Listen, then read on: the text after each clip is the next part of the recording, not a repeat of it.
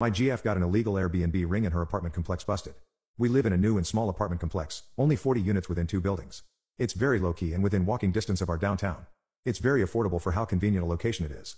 Back in September, we noticed the vacant unit beside us was getting moved into by a new tenant with furniture, decor, etc. One weekend not long after moving in we heard what sounded like a little party with music and loud voices well past midnight. We heard a lot of people coming in and out of the front door, but letting the door slam each time to where it shook the walls. Maybe they were having a housewarming party or a friends get-together at the new place. So we brushed it under the rug as a one-off incident. For the next few weeks, we noticed a variety of people coming in and out of this apartment and none of them seemed to be the same individuals. Parking also started to become much more busy than usual as well as the cars kept changing. So, something seemed off. My GF started working the night shift for her job not long after the neighboring apartment became occupied. She is a light sleeper and noticed that all throughout the morning and before going to work the neighbor's door was always slamming and shaking the walls. She understands that people are active in the day and she can't ask people to cater to her night shift needs, but she felt the constant slamming of doors was not only disruptive but unusual behavior. One particular morning was the straw that broke the camel's back. She had finally had enough because of the effect it was having on her sleep. She wanted to see who was slamming the door. She heard the door slamming around 10:30 a.m. and got up and witnessed people walking to their car with suitcases and leaving.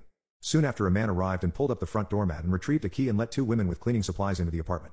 Each time they entered or left the door would slam and shake the wall. Seeing this she searched Airbnb and almost immediately found the rental unit next door. Same floor plans, wall paint, flooring, etc. To our surprise and anger, we found a total of 4 listings in our apartment complex alone on the host's profile. That is 10% of the apartments in our buildings. Through the listings, we found the individual's LinkedIn and business websites. On his website, he claims that he does something called retail arbitrage. Essentially this is renting out a long-term rental on a short-term basis, lease an apartment and rent it on Airbnb for profit.